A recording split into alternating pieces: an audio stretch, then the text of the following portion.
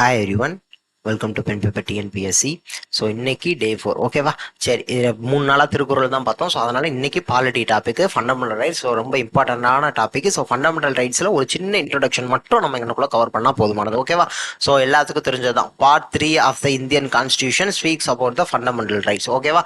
So அப்போ part 3 அப்படிங்கிற இந்த வார்த்தை எந்த ஆர்டிகல்லேருந்து எந்த ஆர்டிகல் முடிக்கும் அப்படின்னா ஆர்டிகல் 12லேருந்து 35 முடிக்கும். ஆர்டிகல் 12 to 35 அப்படிங்கிறதான் ஃபண்டமெண்டல் ரைட்ஸை பற்றி பேசுது. ஸோ நம்மகிட்ட இருக்கிற நம்ம இந்தியன் கான்ஸ்டியூஷனில் இருக்கக்கூடிய இந்த ஃபண்டமெண்டல் ரைட்ஸ் அடிப்படை உரிமைகள் அப்படிங்கிற விஷயம் வந்து யூஎஸ்ஏ கான்ஸ்டியூஷன் அமெரிக்கன் கான்ஸ்டியூஷனில் இருக்கக்கூடிய பில் ஆஃப் ரைட்ஸ் அப்படிங்கிற அந்த இடத்துலேருந்து இன்ஸ்பயர் பண்ணி எடுக்கப்பட்டது தான். ஸோ நம்ம கிட்ட இருக்கிற இந்த இந்தியன் கான்ஸ்டியூஷனில் இருக்கிற ஃபண்டமெண்டல் ரைட்ஸ். ஸோ கேள்வி எப்படி வரும் அப்படின்னா நம்ம இந்தியன் கான்ஸ்டியூஷனில் இருக்கிற ஃபண்டமெண்டல் ரைட்ஸ் எங்கேருந்து இன்ஸ்பயர் பண்ணப்பட்டது அப்படின்னா USA constitution bill of rights. ஓகேவா. So Magna Carta of India அப்படின்னு சொல்லுவாங்க ஃபண்டமெண்டல் ரைட்ஸ். நம்மளுடைய இந்தியன் கான்ஸ்டியூஷன் இந்திய அரசியலமைப்பில் இருக்கக்கூடிய அடிப்படை உரிமைகளானது மேக்னா கார்ட்டா ஆஃப் இந்தியா அப்படின்னு சொல்லப்படுகிறது. ஸோ அப்போ மேக்னா கார்ட்டா அப்படின்னா என்ன அப்படின்னா charter of rights. King John அப்படிங்கிறவர் இங்கிலாண்டில் 1215 இந்த ஆண்டில் சார்ட்டர் ஆஃப் ரைட்ஸ் அப்படின்னு ஒன்று வெளியிட்டிருப்பாரு. ஸோ இதுதான் first written document for the fundamental rights of citizen. So மக்களினுடைய அடிப்படை உரிமைகளுக்காக ஒரு ஃபர்ஸ்ட் ரிட்டன் டாக்குமெண்ட், முதல் எழுதப்பட்ட ஒரு டாக்குமெண்ட் அப்படிங்கிறது இந்த சார்ட்டர் ஆஃப் ரைட்ஸ் தான். ஸோ அதை வெளியிட்டவர் அப்படிங்கிறது கிங் ஜான் இங்கிலாண்டில் 1215 இந்த ஆண்டில் வந்து வெளியிட்டிருப்பாரு. ஸோ அதுதான் மேக்னா கார்ட்டா. ஸோ அப்படிப்பட்ட ஒரு விஷயத்தோட ஒப்பிட்டு சொல்றதுனால மேக்னா கார்ட்டா ஆஃப் இந்தியா அப்படின்னு சொல்லி ஃபண்டமெண்டல் ரைட்ஸை சொல்றாங்க. ஓகேவா. ஸோ இதை ஆவச்சுக்கணும். மேக்னா கார்ட்டா அப்படிங்கிற வார்த்தை வந்ததுனால ஸோ இந்த king John England 1215 first written document fundamental rights of citizen இந்த வார்த்தையெல்லாம் நம்ம பேசுறோம். ஓகேவா. ஸோ அப்போ நமக்கு பேசிக்காக ஃபர்ஸ்ட் வர கேள்வி என்ன அப்படின்னா ஃபண்டமெண்டல் ரைட்ஸ் மேக்னா கார்ட்டா ஆஃப் இந்தியா அப்படின்னு சொல்லி எதோ சொல்றோம் அப்படின்னா ஃபண்டமெண்டல் ரைட்ஸை சொல்றோம். ஓகேவா. சரி, இப்போ நம்ம கான்ஸ்டியூஷன்ல ஒரிஜினலா மொத்தம் 7 ஃபண்டமெண்டல் ரைட்ஸ் இருந்துச்சு. அதாவது பிரிச்சிருப்பாங்க. So right to equality, right to freedom, right against exploitation, right to freedom of religion, culture and educational rights, right to property, right to constitution remedies அப்படின்னு சொல்லி 7 பிரிச்சிருப்பாங்க. 7 தான் பிரிச்சிருப்பாங்க. ஸோ அதற்கப்புறம் அந்த ரைட் டு ப்ராப்பர்ட்டி அப்படிங்கிற விஷயம் வந்து 44வது சட்ட திருத்தம் 1978 மூலமாக ஃபண்டமெண்டல் ரைட்ஸ் அந்த லிஸ்ட்டிலேருந்து டெலீட் பண்ணிட்டாங்க. ஓகேவா. ஸோ அதற்கப்புறம் அதை வந்து லீகல் ரைட்டாக மாற்றிட்டாங்க. எந்த ஆர்டிக்கலுக்கு கீழே அப்படின்னா ஆர்டிக்கல் 300A அது வந்து பார்ட் 12 வச்சுருக்காங்க. ஓகேவா. ஸோ அப்போ இதுதான் கேள்வி நமக்கு ஃபஸ்ட்டு. இந்த ஃபண்டமெண்டல் ரைட்ஸை கொடுத்துட்டு ஆர்டிகல்ஸ் கேட்க போகிறாங்க. ஸோ அப்போ நம்ம எப்படி ஞாபகம் வச்சுக்கணும் அப்படின்னா 552 421 ஞாபகம் வச்சுக்கோங்க. இதுதான் டெலீட் பண்ணிட்டாங்களா. அப்போ இதை பற்றி நம்ம பேச வேணாம். ஓகேவா. ஸோ அப்போ 552 421 ஸோ இப்படி இதை முதல்ல ஞாபகம் வச்சுக்கோங்க. இஎஃப்னு வரும். Equality, freedom, exploitation, freedom of religion. So இஎஃப்னு ஞாபகம் வச்சுக்கோங்க. அதற்கப்புறம் cultural and educational rights, property, constitutional remedy. So இது டெலீட் பண்ணிட்டாங்க. எந்த சட்டத்திருத்தம் 44 1978. ஸோ இப்போ அதுக்கப்புறம் என்னவா பண்ணிட்டாங்க அப்படின்னா ஆர்டிகல் 300A பார்ட் 12 வந்து இது ஒரு லீகல் ரைட்டாக இருக்குது. ஓகேவா. ஸோ இப்போ so at present there are only 6 fundamental rights. ஓகேவா. ஸோ அப்போ 7 ஒன்றை எடுத்து விட்டாங்க. அதனால் 6 அப்படிங்கிறத ஞாபகம் வச்சுக்கணும். எது எந்த ஆர்டிக்கல்லேருந்து அப்படின்னு சொல்லி ஞாபகம் வச்சுக்கணும். ஸோ 14லேருந்து அப்படின்னு ஞாபகம் வச்சுக்கோங்க. ஸோ நிறைய பேருக்கு இங்கே ஒரு டவுட் வரும். ஸோ என்ன அப்படின்னா 19 20 21 22 4 தானே வருது, எப்படி 5ன்னு போட்டிருக்கேன் அப்படின்னு சொல்லி டவுட் வரும். ஸோ பாருங்க எந்த இதுக்கு ஏ வரும் அப்படின்னு சொல்லி சொல்லுங்க. எந்த நம்பருக்கு பின்னாடி ஏ அப்படின்னு ஒன்று வரும் அப்படின்னு சொல்லி நீங்க கமெண்ட்ல சொல்லுங்க. ஓகேவா. சரி, அப்போ முதல்ல 7 இஎஃப்னு சொல்லி 4 ஞாபகம் வச்சுக்கலாம். நம்பர்ஸ் எப்படி ஞாபகம் வச்சுக்கணும் 552 421 ஞாபகம் வச்சுக்கோங்க. இந்த ரைட் டு ப்ராப்பர்ட்டி அப்படிங்கிறத எடுத்தாச்சு. 44வது சட்டத்திருத்தம் 1978 legal right article 300A part 12. ஓகேவா. சரி, இதோட இங்கே முடிக்கிறோம். ஸோ இப்போ நம்ம மேக்ஸ் டாபிக்குள்ள போகிறோம். ஸோ ஃபர்ஸ்ட் கேள்வி என்ன அப்படின்னு பார்த்தோம் அப்படின்னா இது ஒரு காம்பவுண்ட் இன்ட்ரெஸ்ட் கொஸ்டின். ஓகேவா. ஸோ என்ன கொடுத்துருக்காங்க, Alex invested ₹8,000 in fixed deposit scheme for 2 years. அப்போ பிரின்சிபல் அமௌண்ட் எவ்வளோப்பா 8000 ரூபாயாம்பா. எத்தனை ஆண்டு காலத்துக்குப்பா இயர்ஸ், நம்பர் ஆஃப் இயர்ஸ் அப்படிங்கிறது 2 years அப்படின்னு சொல்லிட்டாங்கப்பா. என்னவா இது ஒரு காம்பவுண்ட் இன்ட்ரெஸ்ட் தான். அப்போ காம்பவுண்ட் இன்ட்ரெஸ்ட்னு சொல்லிட்டாங்க. ரேட் பெர்சன்டேஜ் எவ்வளோ, ரேட் பெர்சன்டேஜ் 5% பெர் ஆனம்னு சொல்லி கொடுத்துட்டாங்க. பெர் ஆனம் நோட் பண்ணணும். அப்போ how much amount will Alex get on maturity of the fixed deposit. அதாவது ஆண்டுக்கு 5% என்ற கூட்டு வட்டியில் 2 ஆண்டுகளுக்கு. அப்போ ஆண்டுக்கு 5% கூட்டு வட்டி 2 ஆண்டுகளுக்கு அலெக்ஸ் என்பவர் ₹8000 நிரந்தர வைப்பு திட்டத்தில் முதலீடு செய்கிறார். அந்த முதலீடு முதிர்வு அடையும் பொழுது அலெக்ஸ் பெறும் தொகை என்ன அப்படின்னு சொல்லி கேட்குறாங்க. அப்போ மெச்சூரிட்டி அமௌண்ட் என்ன அப்படின்னு சொல்லி கேட்குறாங்க. அவ்வளோதானே. அப்போ 8000 ரூபா 8,000 ரூபாய் 8,000 ரூபாய் எழுதிக்கிறேன். 8,000 ரூபாய் இன்ட்டு 1 + 6/100 போடுவேனா, நான் அதெல்லாம் போடலை. அப்போ 105/100 வரும். நீங்கள் வேணால் போட்டு பாருங்கள். 105/100 பவரில் 2ன்னு போடுவேன். அப்போ அதை கேன்சல் பண்ணால் 21/20. அப்போ 8,000 × 21 × 21 டிவைடட் பை 20 × 20ன்னு வரும். கரெக்டாக? அப்போ இங்கே ஒரு 0, இங்கே ஒரு 0, இங்கே 2 0 கேன்சல் பண்ணுறேன். 2 2s are 4ன்னு வருதா? 2 × 2 4பா. அப்போ 4 × இங்கே 2ன்னு போட்டால் 4 2ஆல் 8ன்னு வரும். அப்போ இங்கே 20ன்னு வருது. அப்போ 21 × 21 441ன்னு வரப்போகுது. கரெக்டு தானே? 21 × 21 441 × 20. அப்போ என்ன, 2 × 1 2. அப்போ 8 8 ஒரு முட்டை. 8,820 ரூபா அப்படிங்கிறத நமக்கு ஆன்சர். 8,820 ரூபாய் அப்படிங்கிறது தான் மெச்சூரிட்டி அமௌண்ட். ஓகேவா? சரி, அடுத்த கேள்வி.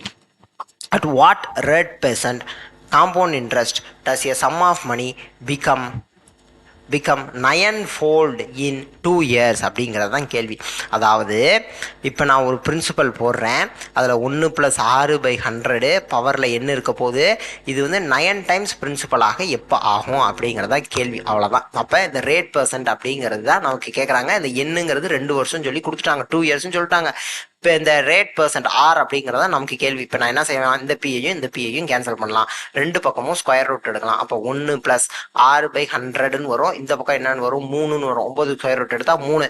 இப்போ 100 + 6ன்னு வருமா, 100 + 6 டிவைடட் பை 100. அதை இங்கிட்டு கொண்டு போயிடுறேன். அப்போ 300ன்னு வரும். இந்த 100 அங்கிட்டு கொண்டு போயிடுறேன். அப்போ R = 300 - 100 என்னது, 200%. வேலை முடிஞ்சிருச்சு. ஸோ ஆப்ஷன் பி அப்படிங்கிறது தான் ஆன்சர். ரொம்ப சிம்பிள். ஸோ இது மட்டும் நமக்கு தெரிஞ்சால் போதும். 1 P × 1 + 6/100. அவ்வளோதான். பவரில் எண்ணுக்கு பதிலாக 2ன்னு சொல்லி கொடுத்துருக்காங்க. 2 இயர்ஸ்னு. எத்தனை மடங்கானா 9 மடங்கு. அப்போ 9P அப்படின்னு சொல்லி ஆகணும். அவ்வளோதானே? அப்போ பியையும் கேன்சல் பண்ணுறேன். அதை வச்சு அதுக்கு அடுத்து அப்படியே ப்ரொசீட் பண்ணால் ஆர் என்னன்னு சொல்லி கண்டுபிடிச்சிட்டேன். ஓகேவா? ஸோ அடுத்த கேள்வி. ஏ alone can complete a piece of work of ₹800 in 8 days. அதாவது ஏ என்பவர் மட்டும் ரூபாய் 800க்கான வேலையை 8 நாளில் முடிப்பார்ப்பா. ஸோ அப்போ ஏ என்பவர் ஒரு வேலையை 8 நாளில் முடிச்சிடறாரு. அதற்கான அவருக்கு சம்பளம் எவ்வளோவா, 800 சொல்லிட்டாங்க. அந்த வேலையை அவர் ஒரு உதவியாளரை வைத்துக்கொண்டு 5 நாளில் முடித்தால், அப்போ அவர் ஒரு ஆளை சேர்த்துக்கிறார். ஏ மட்டும் செஞ்சால் இப்போ இவ்வளவு. இப்போ ஏ அப்படிங்கிறவர் பிஏ சேர்த்துக்கிறாரு. பிஏ சேர்த்ததுனால என்னாச்சான், 5 நாள்லேயே முடிச்சுட்டாராம். அப்போ அந்த உதவியாளருக்கு அவர் கொடுக்க வேண்டிய பங்கு எவ்வளவு அமௌண்ட்டு கொடுக்கணும். அது 800 ஏக்கு எவ்வளவு, பிக்கு எவ்வளவு. அப்போ பிக்கு எவ்வளவு கொடுக்கணும் அப்படிங்கிறது தான் நமக்கு இங்க கேள்வியா வரப்போகுது. ஓகேவா? சரி.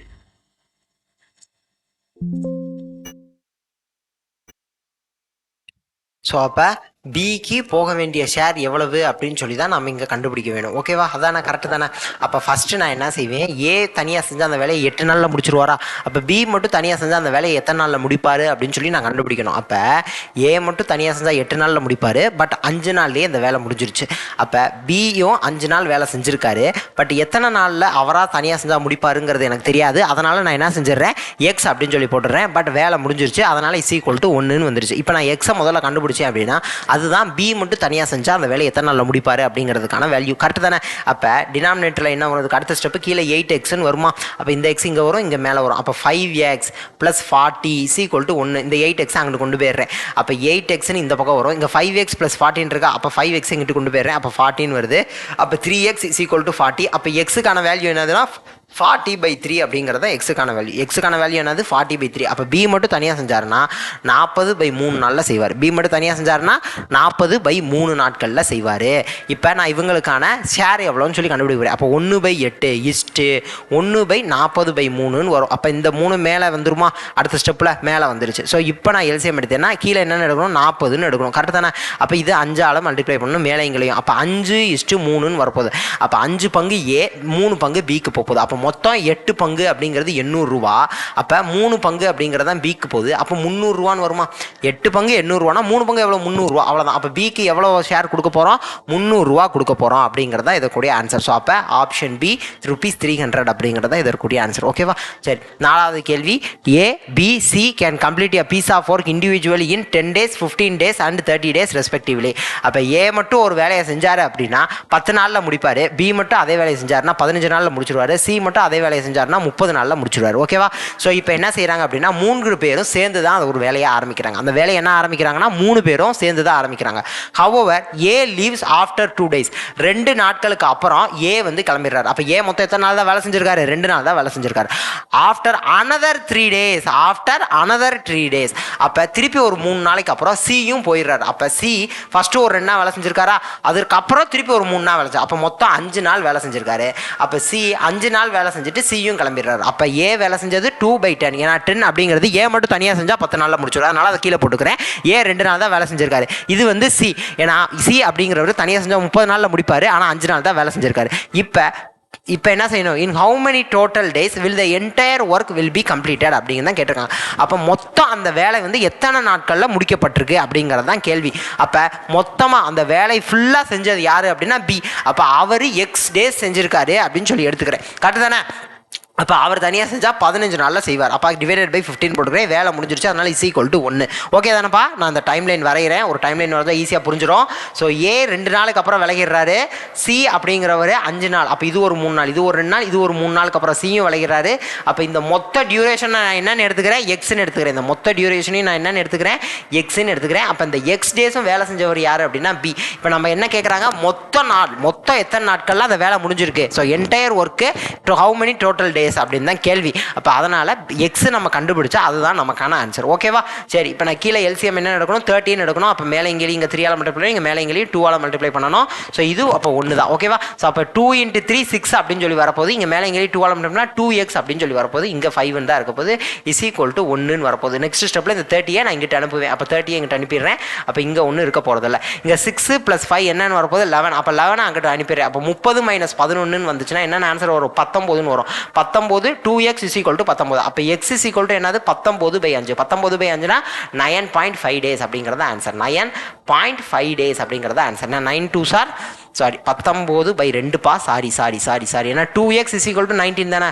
அப்போ எக்ஸ் அப்படிங்கிறது 19/2. அப்போ 9.5 daysன்னு வரும். 9.5 நாட்கள். நான் 9 2s are 18. அப்போ அந்த 6 1. அப்போ 19 அப்படின்னு கிடச்சிருது. அப்போ 9.5 days. இப்போ 9.5 நாட்களில் மொத்த வேலையும் முடிஞ்சிருக்கு. ஓகேவா?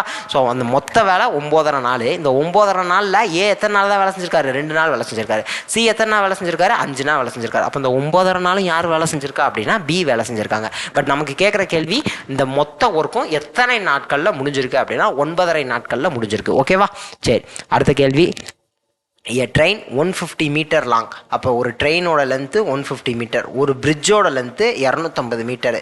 ஸோ அப்போ இந்த ட்ரெயின் இந்த பிரிட்ஜை 20 செகண்டில் கிராஸ் பண்ணிடுதான். இத்தனை செகண்டில் 20 செகண்டில். இப்போ what is the speed of the train அப்படின்னு சொல்லி கேட்குறாங்க. What is the speed of the train? So இப்படி நமக்கு கேள்வி வர்றப்போ நம்ம என்ன செய்யணும் அப்படின்னா, ஸோ ஃபஸ்ட்டு ஸ்பீட் அப்படிங்கிறது என்னது? டிஸ்டன்ஸ் பை டைம் டேக்கன் தானே. இப்போ ஸ்பீடு தானே நம்மகிட்ட கேட்குறாங்க. பட் என்னன்னு நீங்கள் கவனிக்கணும் அப்படின்னா, இது வந்து மீட்டர்லையும் இதுவும் மீட்டர்லையும், அது வந்து செகண்ட்லையும் கொடுத்துருக்காங்க. கரெக்டு தானே?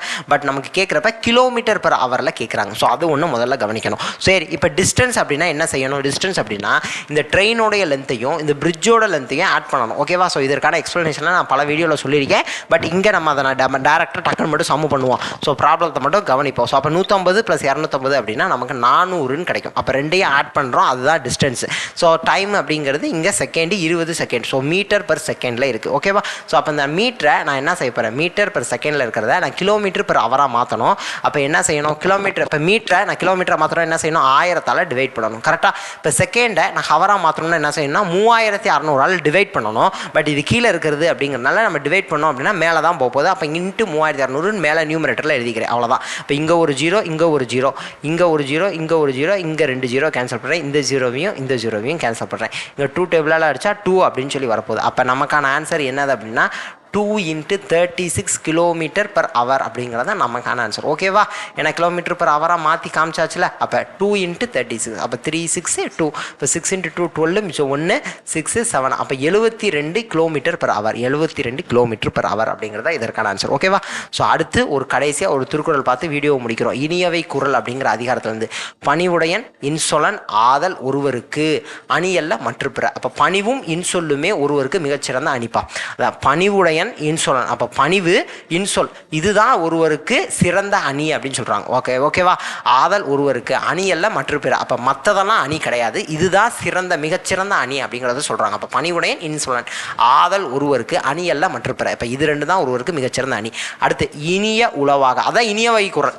இன்சொலன் வருதுல, அதான் இனியவை கூறல். ஓகேவா. ஸோ அடுத்து இனிய உளவாக இன்னாத கூறல், கனி இருப்ப காய்ந்தவரும் தற்று, கனி இருப்ப காய்க்கவரும் தற்று. அப்போ இனிய சொல் இருக்கும்போது இன்னா சொல் பேசுவது, கனி இருக்கும்போது காயை உண்பதை போன்றது. இப்போ இனிய உளவாக இன்னாத கூறல், கனி இருப்ப காய்க்கவரும் தற்று. அப்போ இனிய சொல் இருக்கும்போது இன்னா சொல் பேசுவது, கனி இருக்கும்போது காயை சாப்பிட்றது மாதிரி. ஸோ அப்போ நல்ல சொற்கள் இருக்கிறப்ப இன்னா சொல் பேசுறது வந்து எதை போன்றது அப்படின்னு சொல்கிறாரு திருவள்ளுவர் அப்படின்னா, கனி இருக்கும்போது காயை சாப்பிட்றது மாதிரி அப்படின்னு சொல்கிறார். அதான் அப்போ இதுவும் இனியவை குரல் அப்படிங்கிற அதிகாரத்தில் ஒரு குரல். ஓகேவா. ஸோ நெக்ஸ்ட் வீடியோவில் பார்க்கலாம். தேங்க்யூ.